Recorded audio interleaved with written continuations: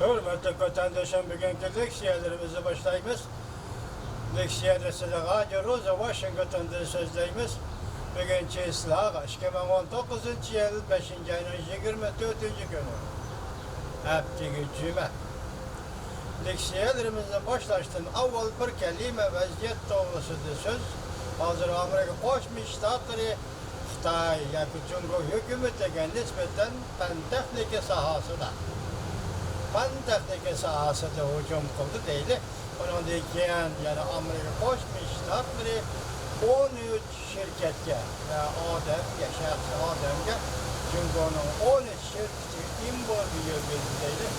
Undan keyin 22 kuni Amerika Qo'shma Shtatlar Davlat Majlisining Kengash palatasida Uyg'urlarning kishilik huquq siyaset kanuni ma'qullandi. Va sizga, bizga, hammamizga bir xo'sh xabar. Vaziyat shunday turibdi. Leksiyalarimizni davomlashtiramiz, hurmatli vatandosh. Birinchi mavzu Amerikadan boshqa Jungo talash tortish qilayotgan dengiz yuzida Yaponiyaning ta'sir kuchidan baq qo'rqdi. Mavzuda xabar 5-ayning 23 kuni Amerika ovozidan Xitoyning programmasi e'lon qilindi. Xabar bunday boshlandi.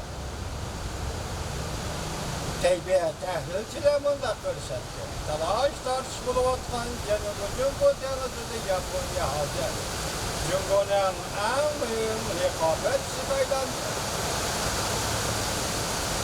Şamanın ovoz ko'rganlarga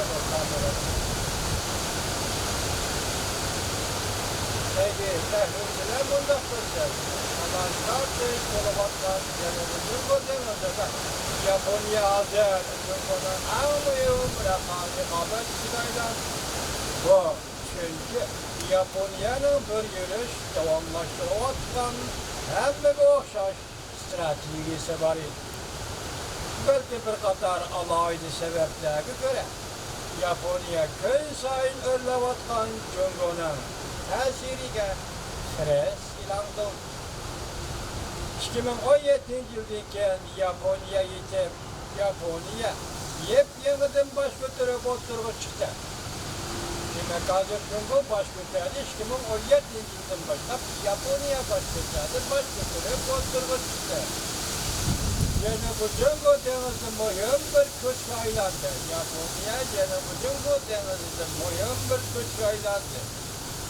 Amerika Yaponiya birlashib harbiy manevr o'tkazdi. Jumladan 5-ayning 2 kunidan 8-kunigacha o'tkazilgan harbiy manevrni o'z ichiga oldi. Hindiston, Filippin dengiz armiyasi harbiy parxodlar avatib bu manevrga qatnashdi. Bundan boshqa 2017 yildan beri Yaponiya kam deganda 4 qatim o'yin belgilab Chikchor avomokisni Janubiy dengizga chorlashga berdi. 2017 yili bir yilda cho'yin belgilik avomokis oydagidek dengizda chorlash faoliyati bilan shug'ullandi. Yaponiya yana dengiz tavalliga talab qo'yayotgan Sharqiy Janubiy Osiyo davlatlarining asosiy qurilish aslahalariga va dengiz harbiy kuchiga yordam berdi. Yaponiyaning Yapon dengiz zimin talabi yo'q, lekin Sharqiy dengizda, Janubiy dengizda zimin talabi yo'q, lekin Sharqiy dengizda Jungo bilan egilik huquq talash tortishi bor. Bu ish Yaponiya amaldorlarining Jungoning ta'siri kuchiga izchil diqqat qilishini keltirib chiqargan. Tahlilchilar bunday ko'rsatdi. Yaponiya xalqi hozir Yaponiya hukumatining Jungo qaratgan tashqi siyosatini qo'llashga boshladi. Esimiz bo'lsa, Yapon xalqi hozir Yaponiya hukumatining Jungo qaratgan tashqi siyosatini qo'llashga boshladi. Singapur Janubiy sanoat universitetining dengiz ishlari bexatarligi tadqiqotchisi Colin Cook bunday ko'rsatdi. Vazir Shinzo Abening rahbarligi ostida Tokyo Sharqiy Janubiy Osiyo bilan mudofaa va bexatarlik munosabatini kuchaytirdi. Ochiq eshaq Janubiy Jungo dengizi masalasini o'ylashdi. Şinimenki Beycan köpçükken. Japonya'nın Janubi Jungo denizden paylaşılıştın en sıraydı. O degende yana başka Janubi Jungo denizi ilgili hukuk talep kılıvatkan devletler ötken 3 yıl mabeynede bu yerge halkara katnaş yolu harbi parkot evetti. Bu devletler Avustralya, Fransa, Hindistan, Singapur, Angliya, Amerika alımlar bundak işte. Gerçi Cumhuriyet Taşkı İşler Ministerliği narazılığını ifadesi mi? Washington'dan başka devletler Janubi Jungo denizi çarlaşıp edip vardıgan ki. Jungo'nun hoşyarlığını bozduşu mümkün. Amerika dünyada en kudretli harbi güçke ega.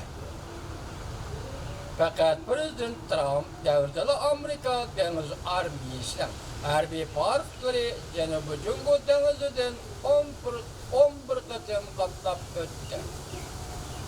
Asya işleri alimleri mundak deyişti. Jungo Amerika'dan ensireydi. Buradan kalsı Japonya'dan bek ensireydi. Bunun ayrım sebepleri şu oldu ki 60 yıl yakın vakittin biri Japonya izcil Amerika'nın şartname imzalayan ittifaktaş dostu olup geldi. Avustralya Yeni Cenub Biliş Üniversitesi'nin profesörü Karl Thayer mundak dedi. Japonya köp Allah'da Şarkı Şimali Asya'ya dikkat kıldı.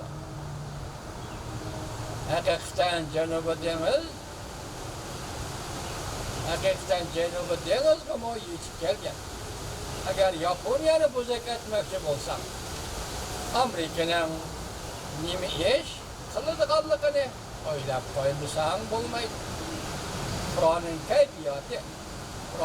keyfiyatı, Japonya'nın başka devletler bile okşamaydıgan bir tersi. 1996 yıldan başlap Japonya hükümeti izcil Şarkı Denizli kalkıp Aralı'nın egelik hukukun tanışıp geldi.